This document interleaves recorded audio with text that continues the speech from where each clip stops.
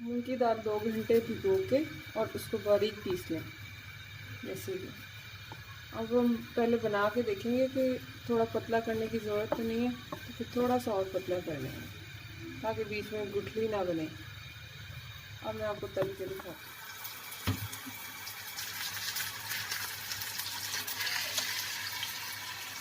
आँच आपने ना ज़्यादा तेज़ रखनी है और ना ज़्यादा हल्की। जब ये दोनों तरफ से गोल्डन हो जाएंगे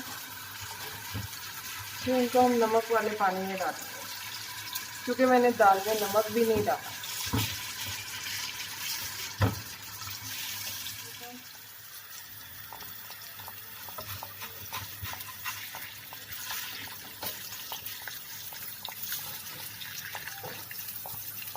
जब दोनों तरफ से गोल्डन हो जाएंगे फिर हम इनको हटा लेंगे।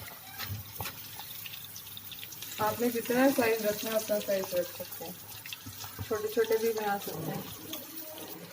1 चम्मच भर के नमक ले लें और एक बड़े बाउल में डाल लें। फिर इसमें कम से कम 2 लीटर पानी डालें और इसमें ये जो गरम गरम आपने बनाए हैं क्रिस्पी से ये इसमें डाल दें और ये इसमें जब तक डिप करना है जब तक ये सॉफ्ट ना हो जाए। हम सारे इसी तरह रिपीट कर लेंगे, फिर उसके बाद दही बनाएं। तो जब भी मूंग की दाल के दही भल्ले बनाते हैं तो उनका कलर ऐसे ही आता है येलो येलो। और मेरा कलर इसलिए डार्क हो गया क्योंकि मैंने कल दाल पीस ली थी। जब आप उस टाइम फ्रेश दाल पीस के बनाएंगे तो ऐसे ही बनेंगे, इसी कलर के बनेंगे। कि मैंने 1 किलो दही लिया, इसमें थोड़ा सा नमक डाल के अपने टेस्ट के मुताबिक और इसको विस्क कर लें। अच्छा, दही बहुत मीठा और अच्छा होना चाहिए, क्रीमी सा। अगर आप इसमें थोड़ी सी क्रीम मिलाना चाहें तो वो भी मिला सकते हैं। अगर दही खट्टा होगा फिर दही भल्ले मज़ेदार नहीं बनेंगे। बहुत ही मज़े की रेसिपी है। ये 1 चम्मच ज़ीरा मैंने भून लिया है और इसको हाथों से क्रश करके डालेंगे। अच्छा, ये मैंने पानी से निकाल के रख लिए थे, अब हम इसको ऐसे सेट करेंगे। बिस्मिल्लाहिर्रहमानिर्रहीम।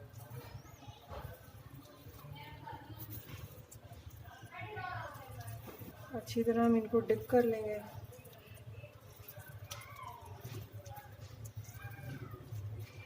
बाकी जो आपके पास बच जाए वो इसी तरह पानी से निकले हुए या आप कंटेनर में डाल के सेव कर लें। मैंने भी ज़्यादा इसीलिए बनाए थे ताकि मैं रमज़ान के लिए सेव कर सकूं। आप 1 पाव डाल के भी बना सकते हैं, मैंने आधा किलो डाल के बनाए थे।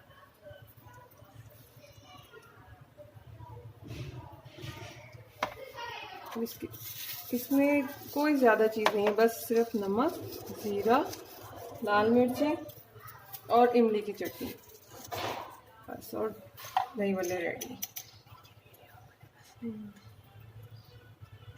मैंने पहले इमली की चटनी बनाना भी सिखाई थी, वो आप देख सकते हैं। ये अपने मिर्चें अपने टेस्ट के मुताबिक। अब इसको इमली की चटनी के साथ हम गार्निश कर देंगे।